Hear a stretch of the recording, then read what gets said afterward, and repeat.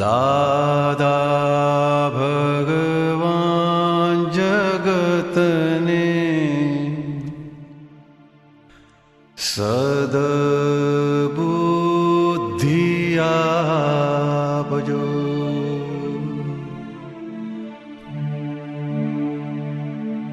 सरस्वती मात सहुने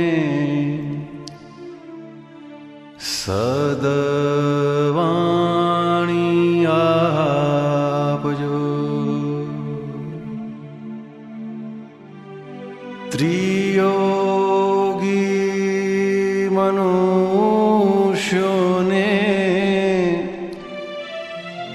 सद्विनय मां राखजो।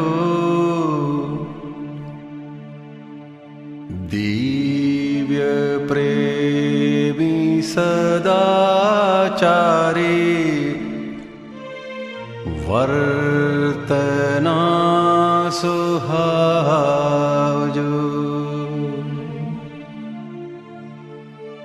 दादा भगवान विचारीना उच्चार शोभावजो।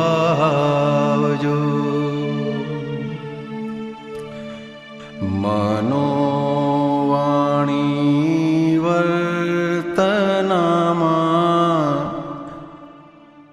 आर्यता संस्कारजो।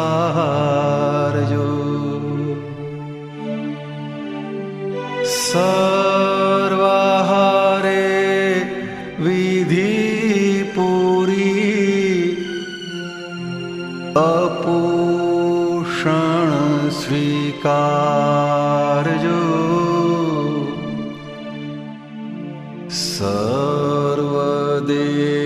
सर्वदेवलोके सूक्ष्म स्पर्शना पुगाळजो।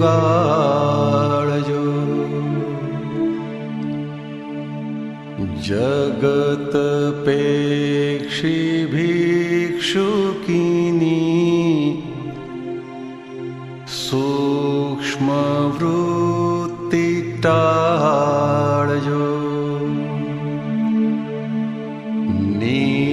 निर्वासनी आत्मदृष्टि सृष्टि पे शृंगारजो।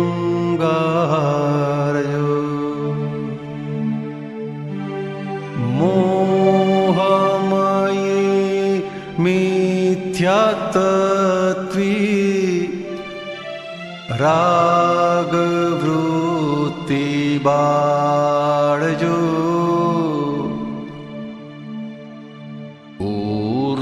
ऊर्ध्वगामी मनोभावी स्पंदना जगावजो। कषायोना राज्यमाथी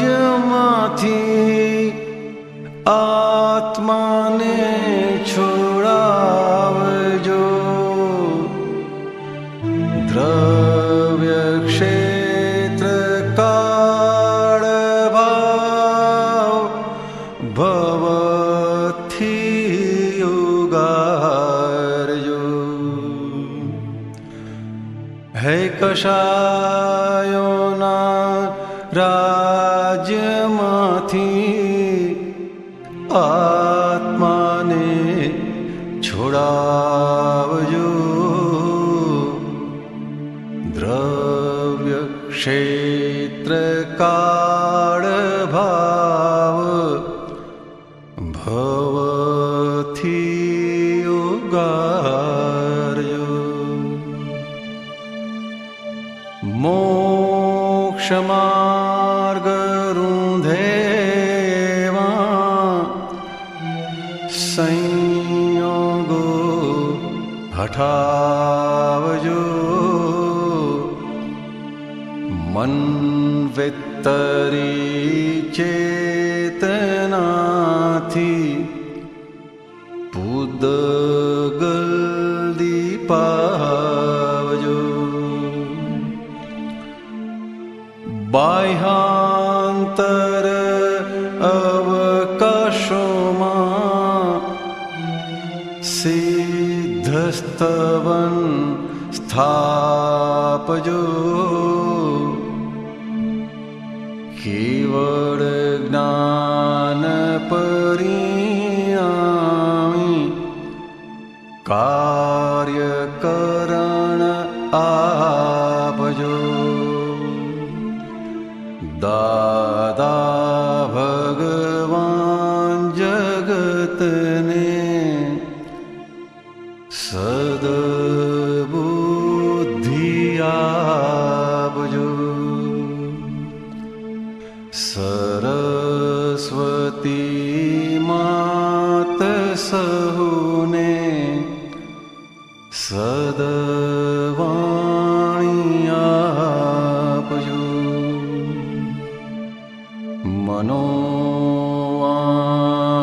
વર્તનમાં આર્યતા સંસ્કારજો. દ્રવ્ય ક્ષેત્ર કાળ ભાવ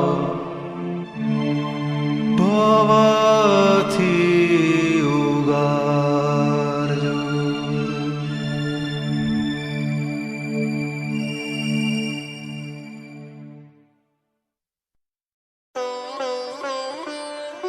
चैप्टर 86 बाह्य तप द्वारा देह शुद्धि करके आखिर तो आत्म शुद्धि की ओर बढ़ना है.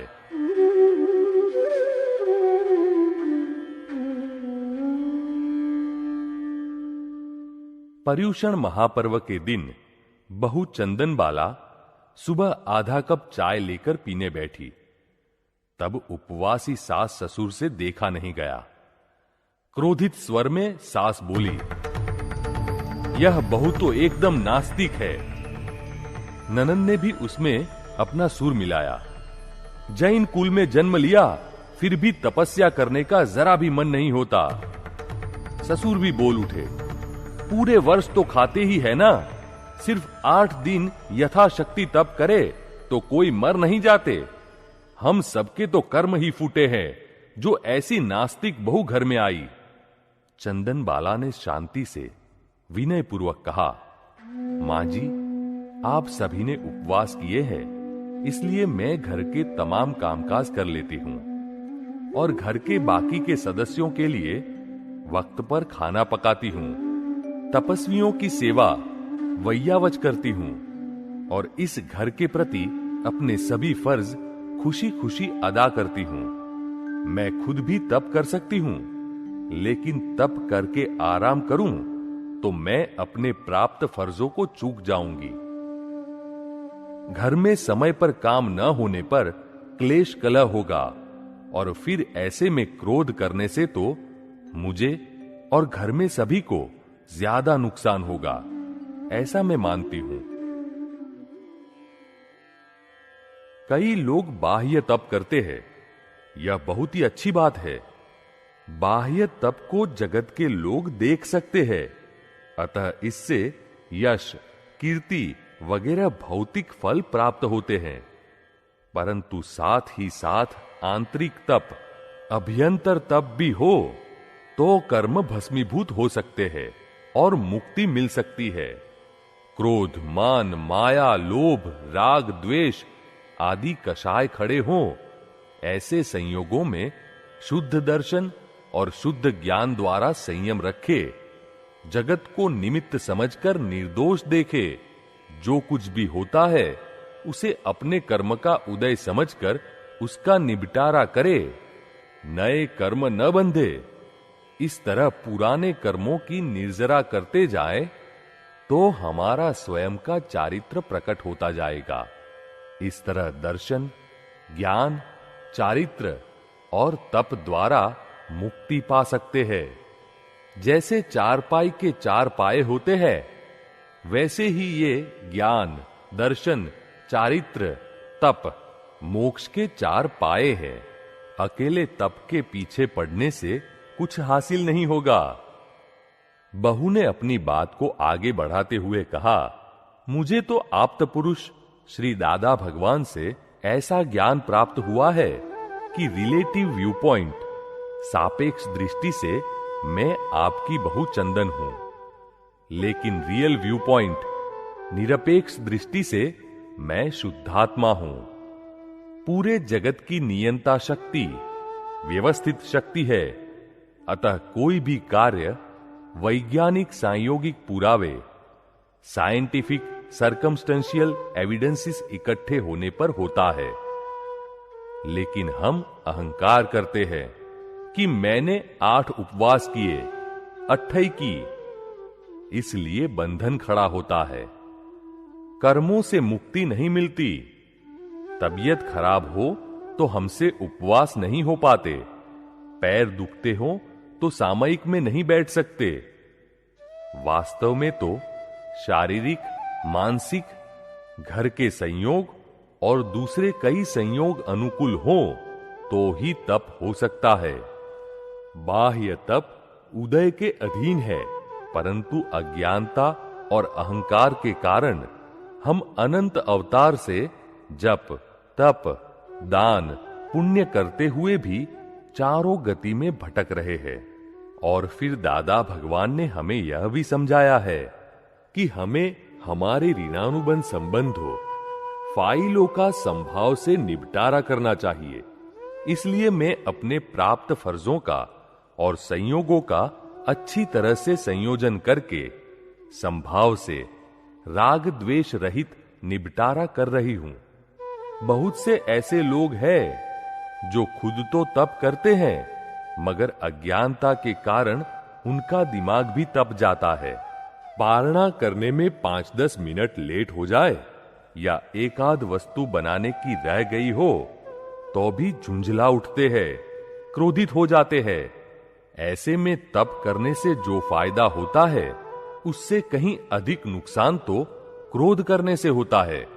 ये सारे तप तो जीवन में प्रतिकूल संयोग आए तब समता रहे उसके लिए एक तालीम जैसे नहीं लगते, ट्रेनिंग जैसे नहीं लगते। एक दिन खाना न मिले या लेट मिले तो तप कर ले, यह सही उपवास है। तप, उपवास ये गलत नहीं है। ये तो अरिहंत भगवान द्वारा बताए गए आचार है। पर ये सारी वस्तुएं देखा देखी या वाहवाही के लिए नहीं है। भगवान ने स्पष्ट कहा है कि आपसे जितना तप हो सके उतना ही करिए, पर तपिए मत, क्रोधित न हो। बाह्य तप द्वारा देह शुद्धि करके आखिर तो आत्मशुद्धि की ओर बढ़ना है। बहू की ऐसी बातें सुनकर घर में सब प्रसन्न हो गए और कहने लगे, हमारे धन्य भाग्य कि चंदन जैसी पुत्रवधू हमारे घर में आई है।